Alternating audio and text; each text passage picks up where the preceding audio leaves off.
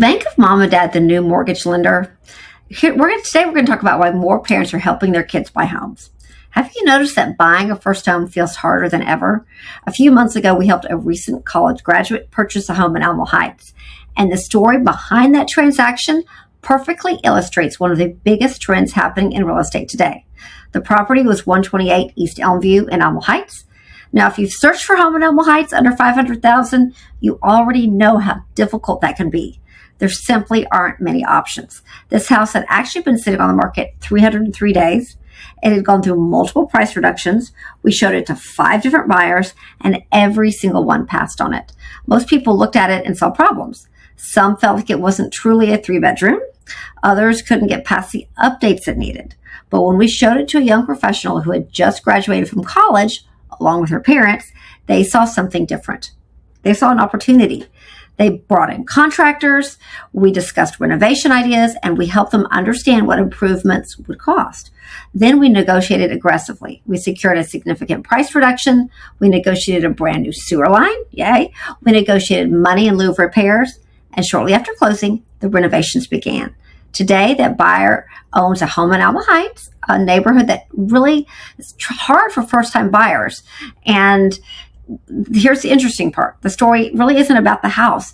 The story is about the parents, because increasingly, that's exactly what we're seeing. Parents are stepping in to help their children buy homes.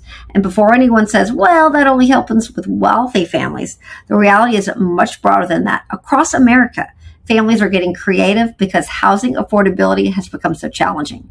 According to the National Association of Realtors, approximately 26% of younger millennials receive down payment assistance in the form of gift or a loan from a relative.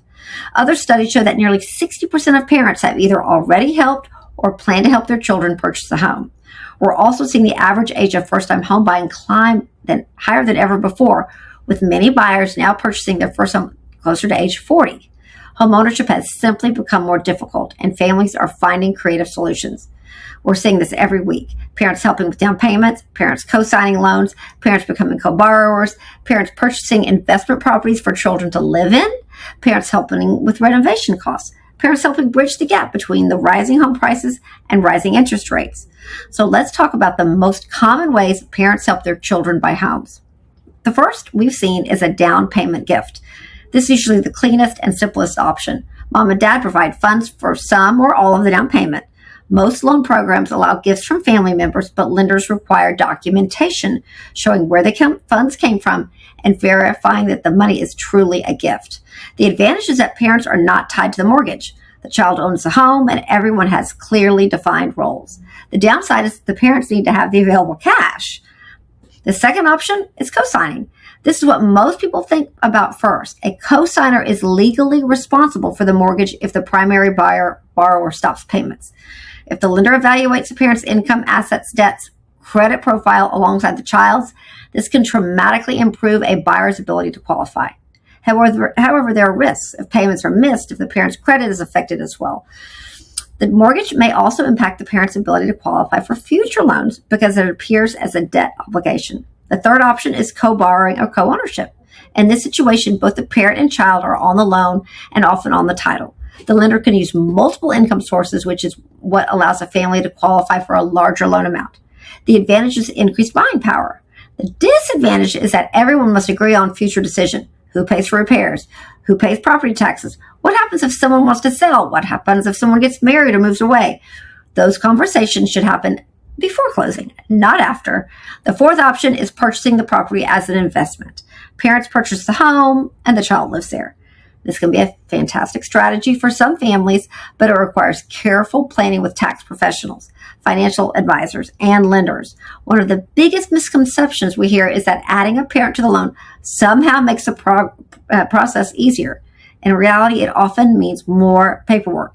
When a parent co-signs or becomes a co-borrower, the lender typically evaluates both parties. That means both the child and the parent may need to provide tax returns, W-2s, pay stubs, bank statements, retirement account information, an explanation of large deposits, debt information authorized, both for a credit review. The lender wants to understand the complete financial picture of everyone responsible for the loan.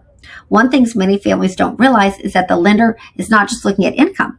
They're looking at debt. A parent may have a substantial income but have other mortgages, business loans, or personal obligations that affect qualification. Both financial profiles matter. Another common question we hear is, should one parent co-sign or should both? The answer is, well, it depends. Many lenders need only the strongest financial profile necessary to qualify. If mom's income and credits are sufficient, there may be no reason for dad involved. If dad has stronger income and stronger financial profile, perhaps he's the better choice. Sometimes both parents participate because additional income helps the buyer qualify for a larger loan. But involving both parents means both parents' finances are reviewed and both become responsible for the debt. This is why we always recommend speaking with a qualified lender early in the process. The goal isn't simply getting approved.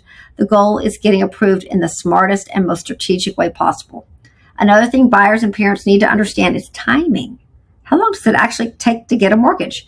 In today's market, most mortgages take approximately 21 to 30 days from contract to closing. Although some lenders can move faster and some loans take longer, depending on the underwriting requirements. When there are multiple borrowers involved, we always encourage families to start gathering documents early. One borrower is easy. 2 borrowers can double the paperwork. 3 borrowers creates even more complexity.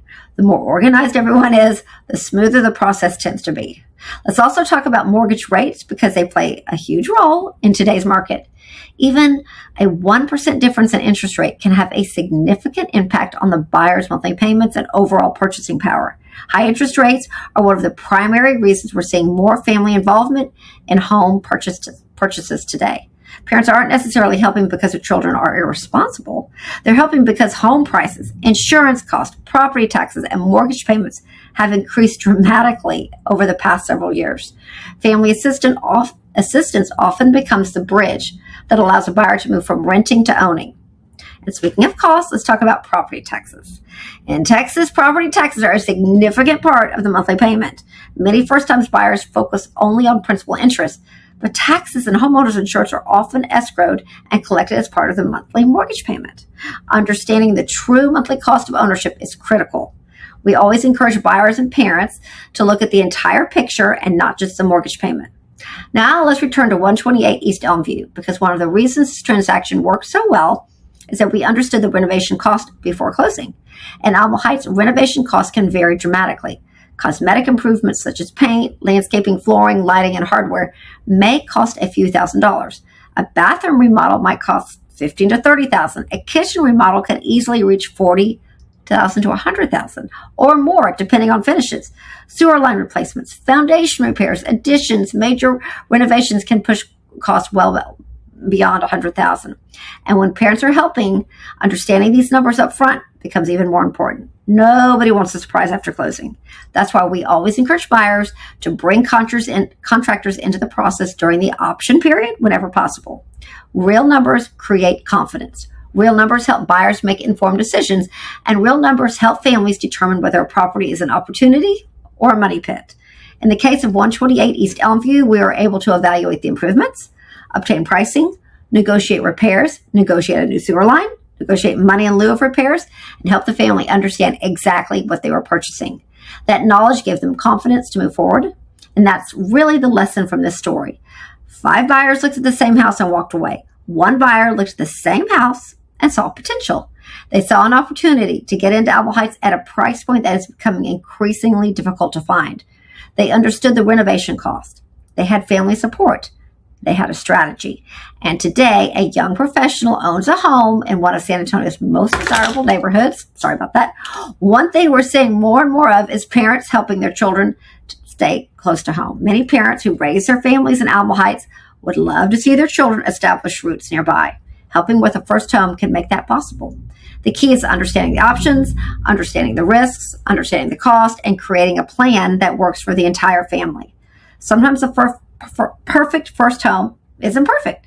Sometimes it requires vision, and sometimes it requires creative financing. Sometimes it requires family support, and often it requires the right team helping you navigate the process. If you're a parent wondering whether your child can buy a home, if that makes sense, or you're a first-time buyer trying to figure out your options, we'd be happy to walk you through the possibilities. Every family is different. Every financial situation is different, but there are often more paths to home ownership than people realize. I'm Caroline Decherd with the Park Properties Group at the Phyllis Browning Company. If you found this video helpful, please subscribe to our channel where we share insights on buying, selling, investing, and living in Alamo Heights, Terrell Hills, Olmos Park, Monte Vista, and throughout San Antonio. As always, we're here to help. Have a great day.